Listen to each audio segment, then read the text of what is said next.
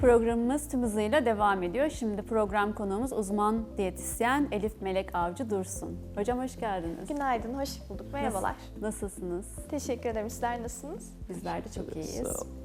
Hocam şimdi konumuz beden ağırlığıyla tat algısı arasındaki bağlantı. Yani beden ağırlığıyla tat algısı arasında bir bağlantı var mıdır? Yani kilolu biriyle zayıf birisi bir besinden aynı tadı alabilir mi? Ya da farklı mıdır bu tat? Şöyle, aslında bu besine olan yaklaşımla da ilgili olabilir. Bununla ilgili o kadar farklı görüşler söz konusu ki. Mesela bazı görüşler şunu savunuyor, kilo problemi olan kişilerde hedonik açlık yani hazza dayalı yeme isteği daha fazladır. Bundan kaynaklı olarak kaliteli besin arayışı ya da yüksek kalorili ya da çok tatlı veya tam tersi enerji oranı yüksek olan ve yoğun lezzet içeren gıdaları arayışları ideal kiloda olanlardan daha fazladır diye biliyorlar.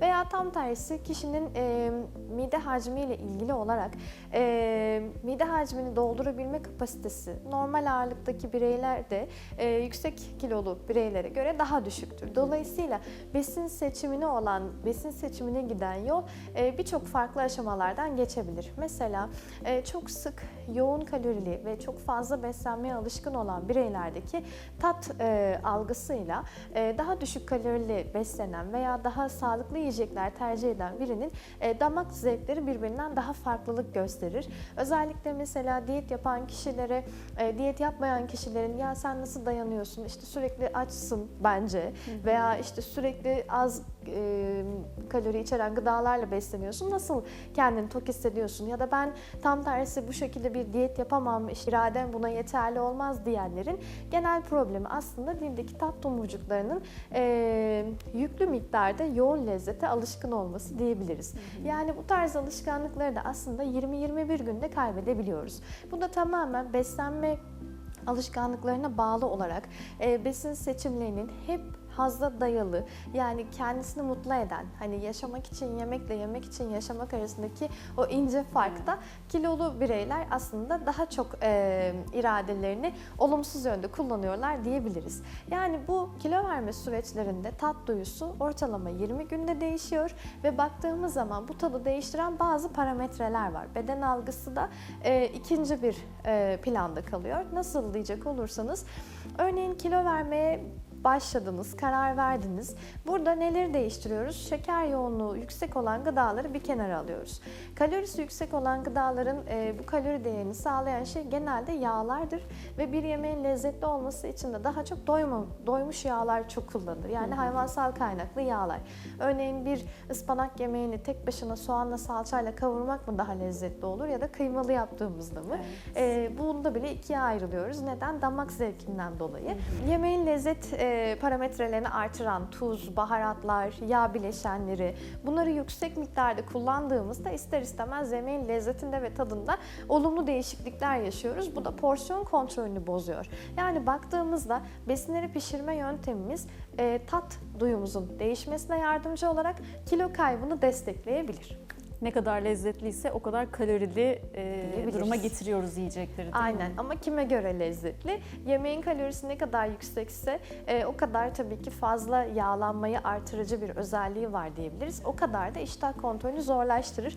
Örneğin burada siz kişiye şunu diyemezsiniz, işte ev halkına yaptığın tereyağlı pirinç pilavından sen sadece 3 yemek kaşığı yiyebilirsin. O 3 yemek kaşığını o kişiye sağlayamazsınız. Çünkü o tereyağının kokusu, o hedonik açlık, o sofradaki diğer aile bireylerinin doyasıya yemesini gördükten sonra o kişiyi engellemek pek mümkün değil.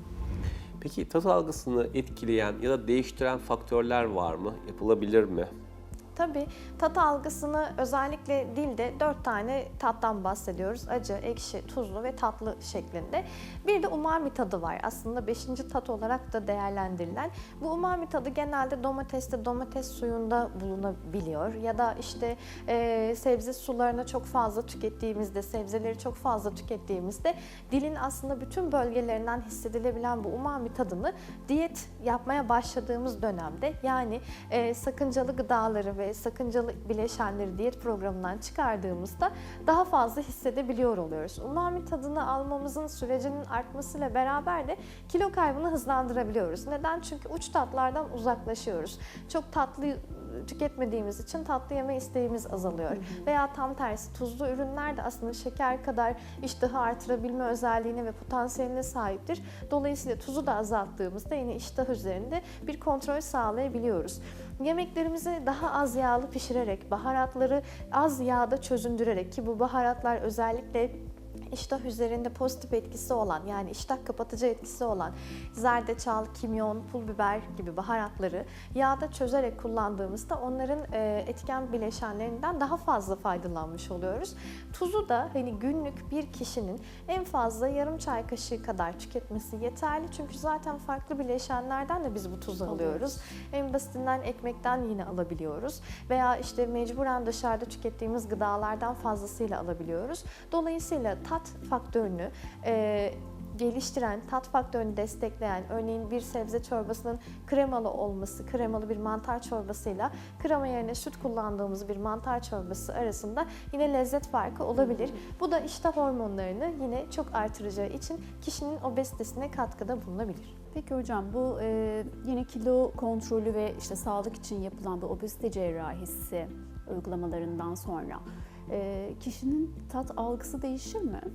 Bununla ilgili çok ilginçtir. Birçok farklı çalışma sağlanmış. Yani kişiler obezite cerrahisinden sonra beden ağırlığının %20'sini ortalama kaybettiklerinde besin alımlarıyla ya da o gıdaya yaklaşımlarıyla ilgili bir fark var mı yok mu bunu incelemişler. Ve bariyatrik cerrahi geçiren hastalarla normal ağırlığında olan hastaların tat duyuları karşılaştırılmış ve aslında çok da büyük bir fark olmadığı ortaya çıkmış.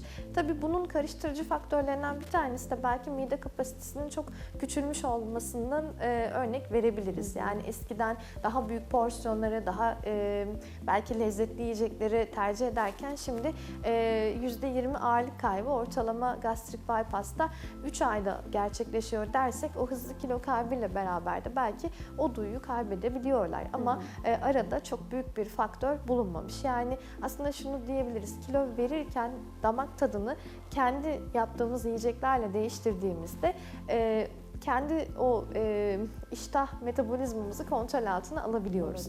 Yani sağlık mutfaktan geçiyor. Dolayısıyla diyet yaparken örneğin bir başkasının size yemek getirmesi herkesin en çok söylediği şey. Hocam siz diyet yazıyorsunuz ama keşke, belki izleyicilerimiz de aynı düşüncededir. Bunu hani önümüze yapıp getiren biri olsa. Herkes kilo vermek için daha kolay bir yol ister. Evet. Fakat en keskin ve en kesin yol kişinin kendini değiştirmesi. Dolayısıyla beslenme alışkanlıklarınızı en basitinden yemek hazırlarken değiştirdiğinizde uzun vadede kilo geri almazsınız. Değil mi? Kemosensör fonksiyon diye bir tabir var. Biraz bundan bahseder misiniz ve beslenme davranışlarını bu etkiler mi? Kemosensör fonksiyon ve reaksiyonlar aslında bizim canlılar olarak hayatta kalabilmemiz için çevredeki zararlı bileşenlere karşı gösterdiğimiz bir tepki gibi adlandırabiliriz. Dilde de kemoreseptörlerimiz var. Dolayısıyla bir gıdayı ağzımıza aldığımızda dildeki tat tomurcukları, ondan sonra bu besini çiğnerken ya da ağza götürürken burundan aldığımız o gıdanın kokusu, yani baktığımız zaman besini tanımamız diyebiliriz. Kemosensörlerimiz eğer sürekli yoğun gıda, yoğun kalorili gıdalara veya yoğun lezzet içeren gıdalara alıştığı takdirde bir süre sonra bu fonksiyonu zayıf olan gıdalara karşı ret gelişebiliyor. Yani nasıl bir patlıcanı kızartmış, yoğurtlamış veya işte altına güzel bir sos hazırlamış şekilde yemek mi? Yoksa sadece patlıcanı fırında tek başına pişirerek yemek mi? Bu aradaki farkı oluşturan aslında bu reseptörler de diyebiliriz. Aslında bu reseptörleri de bir yere kadar değiştirebiliriz. Nasıl? Yine az önce bahsettiğim gibi yemek pişirme ve hazırlama yöntemlerinde yağ miktarını azaltarak, baharatları ve tuzu azaltarak, yine aynı şekilde kalori değerini artırabilecek diğer krema ve sosları hayatımızdan çıkararak besin algımızı ve besine olan ilgimizi değiştirebiliriz. Hocam şöyle minik, küçük şu son bir sorumuz olacak. Süremizin de sonuna yaklaştık ama tatlandırıcı kullanımı diyabeti, obeziteyi etkiler mi? Bundan da bir küçük bahsederseniz. Evet, tatlandırıcıları insanların ilgisi neden fazla? Evet, tatlı tadını alıyorum fakat herhangi bir enerji bana vermiyor, herhangi bir kilo artışında bulunmuyor. İşte burada da çok farklı soru işareti var. Evet, biz bu tatlı tadını alıyoruz, dilimize ve beynimize bu tatlı tadını gönderiyoruz. Fakat fakat herhangi bir kalori değeri yok. Acaba besinlerin sindirimini ve emilimini etkiliyor mu şeklinde. Bazı içecekler var mesela, kimisi tatlandırıcılı, kimisi normal şekerli. Aslında bunlarla ilgili yapılan çalışmalarda tabii ki şeker tek başına alındığında kan şekerini daha hızlı yükseltebiliyor. Yine insülini tetikleyerek çeşitli metabolik fonksiyonları etkileyebiliyor. Tatlandırıcılarda da bu tatlandırıcının ham madde kaynağına göre değişebilir. Yani zararı vardır ya da yoktur diye kesin bir şey söylemek çok doğru olmayabilir. Olmaz. Peki hocam, verdiğiniz bilgiler için çok teşekkür Rica ederiz. ederim. Bugünkü program konuğumuz uzman diyetisyen Elif Melek Avcı Dursun'du. Kendisine tekrar verdiği bilgiler için teşekkür ediyoruz. 8'de Sağlık tüm hızıyla devam ediyor.